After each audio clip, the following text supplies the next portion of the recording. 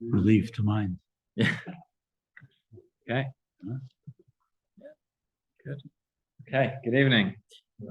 So one of the interesting characters, I should say groups of characters, in the story of Yetziat Mitzrayim, Moshe and Aaron are told to go to Paro, and he has alongside him these Chartumim, the Chartumei Mitzrayim, the sorcerers or the necromancers. One of those words everybody knows because of the translation. It's a necromancer, the Chartumim. But these are magicians of some sort. And we know the story, we know at the beginning of the plagues, the first few Makot, in fact, before the Makot even, Moshe and Aaron come to Paro, and they have the sign with the staff, or the staff turns into a tanin. Right? It's interesting that when you look at the psukim, we always think of it as a snake. Beforehand, the first time when Hashem appears to Moshe and he turns the staff, there it says Nachash, and also afterwards, just before the plague of Dam, where Hashem says to him again, take the stick, Hashem nefach le Nachash. But at that point, it doesn't say the word Nachash, it says the word Tanin, which may or may not be the same thing. The Farshim have some interesting comments over there as well. But at that point, what? Maybe. So in any event, so at that point, that stick changes into whatever it is, and the Chartumim are able to replicate that. They do the same. And then we have the first plague, the plague of Dam, and now it turns into blood, and the Chartumim do the same. And then we have the frogs, and the Chartumim do the same. And then we get to Kinim. And when we get to Kinim, lice, they say, this we can't do, right? Etzbei Elokimi. And they say to Paro, that's it. That, by the way, it's not the last time we hear about them. They come back later on in the Makav Shechit. But in any event, the question is, what were these Chartumim doing? And what were they replicating? And were they actually performing these miracles in the same way that we have these plagues? Or maybe not. So we have to, the Torah says they did. It says that they did the same thing, belatehem or belahatehem. Right? Sometimes that word is written with a hay or without a hay.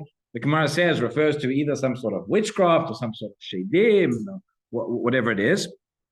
But there are essentially two ways of understanding this, two schools of thought, I guess, in the Rishonim, as to what these Chartumim actually did, or didn't do, and it relates to Sugya as well. There may be a very practical nafkamina out of this, which we'll get to probably tomorrow. But in terms of the whole Sugya of magic and sorcery and witchcraft, etc., so there are those. The simple reading of the Psukim, simple pshat seems to be that yes, they were able to do it. They performed miracles in the same way. They turned the water into blood. They made the frogs come out. They turned the stick into an animal, whatever it is. Rav Yaakov Kamenetsky, by the way, writes.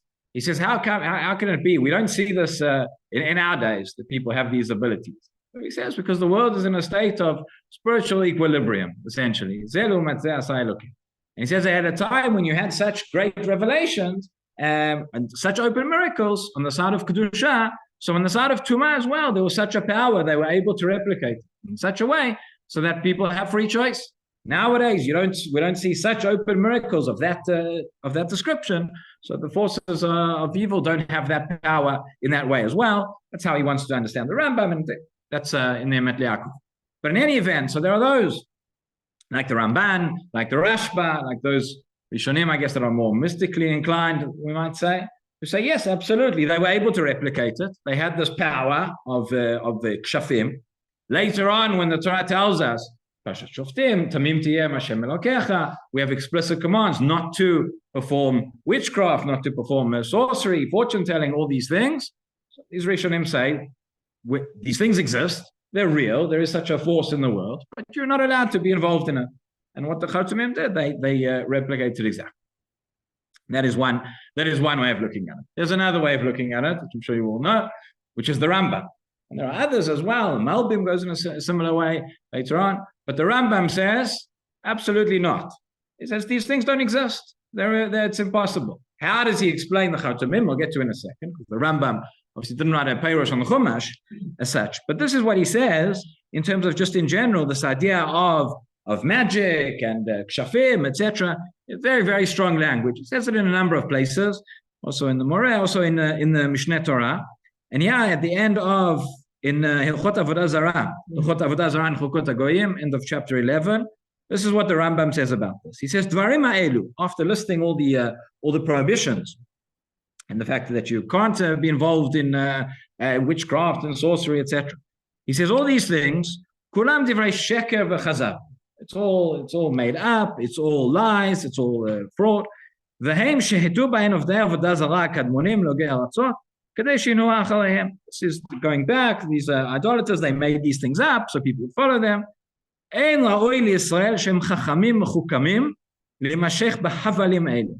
It's not fitting for Am Yisrael. We're clever people. Don't follow after these falsehoods. Don't even let it cross your mind. Don't let it enter your heart that this might be real. שנאמר כי לא נחש ביעקב, לא קסם בישראל, ונאמר כי הגויים האלה אשר אתה יורש אותם המוננים והקוסמים ישמעו, ואתה לא כן נתן לך השם אלוקיך. And then he says, כל המאמין בדברים האלה, anybody who believes in these things, וכיוצא בהן, or anything similar, ומחשב בליבו שאין אמת, and you allow it into your heart to think that it might be true, might be real. ודברי חוכמה, אבל התורה אסרה אותם. Right? He says, if you say, like the Ramban says, and like many Rishonim say, that these are real things, that's what I just said, don't be involved in it. He says, Eino ela min haschalim umechasrei hadat. That's just foolish. That's stupid. אבל בעלי החוכמה ותמימי הדעת ידעו בראיות ברורות שכל אלו הדברים שאסרה התורה אינם דברי חוכמה. Those who have complete, who have wisdom and have a complete heart who understand with empirically these things are not true. The Torah just said, אלו הדברים שאסרה התורה אינם דברי חוכמה, אלא תוהו והבל שנמשכו בהן חסרי הדעת ונטשו כל דרכי האמת בגללה. These are just stupid things, made up things, vanities that the people who have no intelligence went after them. Okay? It can't get much stronger than this. ומפני זה אמרה התורה כשהזהירה כל אלו הבעלים, תמים תהיה עם השם אלוקיך. So the Rambam is pretty clear on the matter, what he thinks, that there's nothing to talk about here, this is not real, this is not, there's nothing behind it. The difficulty is, and many of the other Mfarshim, many other Rishonim, the Gra later on attacks the Rambam on this. He says nobody else agrees with the Rambam. He says he got it wrong. But looking at our parsha, so how would you explain it? How would you understand it? We have throughout the Gemara, throughout Shas, you have stories about Shedim and about magic and all sorts of things. But in the Torah itself, you have as well. So here it says what the Chatumim did. So, like I said, the pshat is if we follow the Ramban and those others who say the simple pshat is that this happened, the Rambam clearly can't go along with that based on what he said. So the Abarbanel, in his parashah to the Chumash, he says that the Rambam didn't write explicitly what he says about these psukim, but it's obvious what he would say. He would say that it's a sleight of hand, that it's illusion, that it's made up, that it's magic, etc. And there's some that go a little bit further. The Malbim gives the explanation. He says, so the first sign with where they took the sticks and they turned them into snakes, or maybe not. If you read the Malbim, he definitely does not understand the word tanin to be a snake, because he says what happened here was all sleight of hand. It was all illusion. So it seems to be that he understands that tanin means some larger creature, maybe a crocodile, maybe something like that. And he says that what the Chatumim did was that they took skins of these animals, they took the hides and they threw the staff or did it in a way that made it look like the stick had actually turned into it, but they put these costumes on top of them and they did some fancy footwork and some sleight of hand and they made it look like the stick had actually changed, but actually not. It was them. It was all one big illusion. It was all one big magic show. That's how he says it.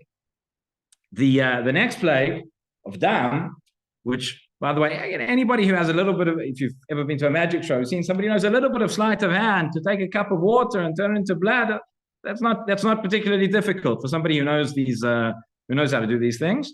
By the way, there's a question here, which is interesting question. It says the Chatumim did the same thing with the water; they turned it into blood. Okay, which water did they take in the first place? If all the water had already turned into blood, so now they're going to do the same thing. You think they paid the Jews. So that's one answer. The Midrash says that the Egyptians, if they wanted to drink water, all the water had turned into blood. So what did they do? If they took water from a Jew, it turned into blood as well. If they paid the Jew, so then it stayed water. That's one answer. Let me show you quickly 3 other answers. I saw them in first. What's that? Bottled water. Okay, so I saw a few different interpretations. Stephen Ezra says that the water that changed into blood was only the water at the surface. But if you would dig underground, and you get the water that was underground, that was still water, and that was okay. So that's what they took, and they used that, and they turned that into blood. That's one answer. The Malbim, mentioned 4 quotes of Saadia Gaon. Saadia Gaon says, if you look carefully, sometimes it says may, and sometimes it says may. So he says it talks about this water, the water that was clean, that was drinking water, that was fit for drinking water. That was the water that transformed into blood. But the dirty water or the seawater or whatever it was, that was not clean. There was no need for that to change. So that was still water. So they took that and they turned that into blood, or they pretended to turn it into blood, the illusion, whatever it was. And then there's the Chizkuni, who has a different, he starts off with a different question, but he makes a diuk from the Psukim as well. He has a very different approach to this. He says that we all understand, we're used to thinking that for however long the plague took, say a week, that the water turned into blood. For a week, there was no water in the Nile, it was all blood. Says Chizkuni, that's not what happened. He says it turned into blood. When it turned into blood, all the fish died, and then it was water again. Immediately, it went back into water. Now all the fish had died, so therefore it became contaminated. So that was they didn't have water, they couldn't drink it, but it was water again. So that's how he understands based on from the Psukim, and he says based on that, he says now you understand why when the Chatumim came, where did they find water from? Because it all had turned back. It just turned once into blood. Well, the fish died, it was contaminated, then turned back into water, and they had that. Okay. So that's the Chizkuni, different interpretations as to how this goes. And then we have frogs, again, presumably how they would do the same thing. Got to Kinim, and now they had no way of making it up, no way of making that illusion. And they said, let's pay Elokimi, and the rest is history, as we know. So those are 2 different ways of understanding the Psukim. What's the nafkamina, the practical ramification that's going to come out of this? We'll talk more tomorrow. When we get onto the halachic question about magic, and about magic shows, which are very popular within the Frum community as well, and all sorts of different events and different occasions. The Torah says not to perform magic. So the Rishonim discuss and the Achronim discuss, what is it talking about? If you think that there is such a thing as real magic, so then the Torah is telling you not to perform real magic. But if you perform illusions, that's something else. But if you hold like the Rambam that there is no such thing as real magic in the first place, so what's it talking about? Surely it's talking about performing illusions, performing magic shows and the like. So it turns out, at least the starting point, that according to the Rambam, who says that there is no such thing, when we get into the question of modern day magic shows and illusions, etc., so we're going to have to work a lot harder to find out if it's permitted or not. Rabbi Chananya ben Akasha אומר, שהקדוש ברוך הוא לזכות ישראל לפי רוח בעלי תורה ומצוות, שני מהדרך וצומן צדקו, יגדיר תורה וידע.